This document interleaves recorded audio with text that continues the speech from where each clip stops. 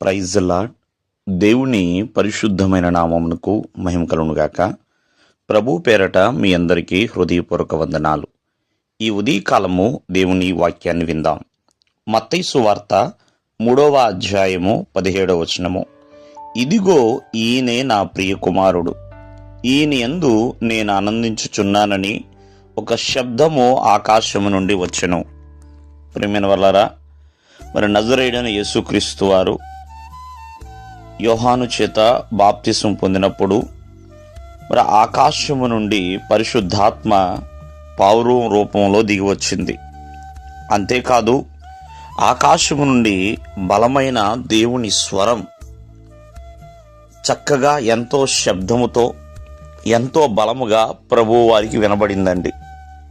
ఈయనే నా ప్రియ కుమారుడు, ఈయన యందు నేను ఆనందించుచున్నాను అని మరి ఆకాశము నుంచి ఒక శబ్దం అనేది వచ్చింది.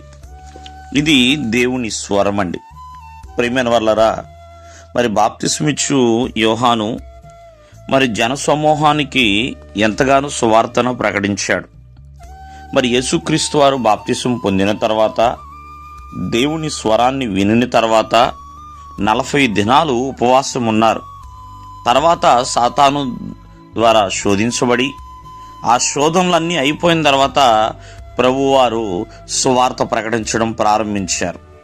ఈ రోజున ఆలోచించండి, ఎప్పుడైతే దేవుని స్వరం తన కుమారుల్లోనికి వచ్చిందో, ఆ కుమారుడు ఎన్ని శ్రమలు వచ్చినా శోధనలు వచ్చినా మరి ఎంతగా ఇబ్బంది పడినా మరి అన్నిటినీ కూడా ఓర్చుకున్నారు.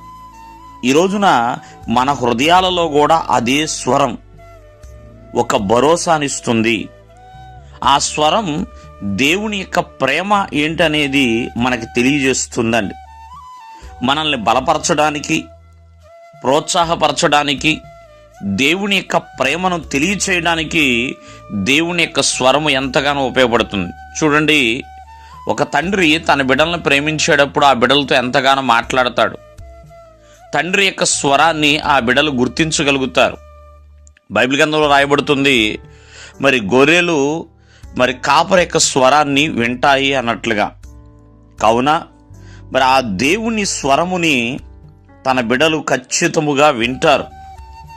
దేవుని యొక్క స్వరము తన ప్రజలకి, తన కుమారులకి, తన కుమార్తెలకి ఎంతగానో ప్రేమ కలిగించేలా ఉంటుందండి.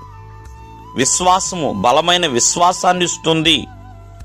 కావున చూడండి, సమూయేలు అంత గొప్ప ప్రవక్తగా మారడానికి గల కారణము చిన్న వయసులో ఉన్నప్పుడే దేవుని స్వరాన్ని సమూయేలు విన్నాడు. కావున ఈ రోజున దేవుని స్వరము మీకు వినపడుతున్నప్పుడు ఆ స్వరాన్ని మనం స్వీకరించాలి. ఖచ్చితంగా అంగీకరించి ఆ ప్రకారం నడిచినప్పుడు దేవుని యొక్క ప్రేమ ఏంటనేది మనం తెలుసుకుంటాం. ఇంకా బలముగా దేవునిలో కొనసాగుతాం.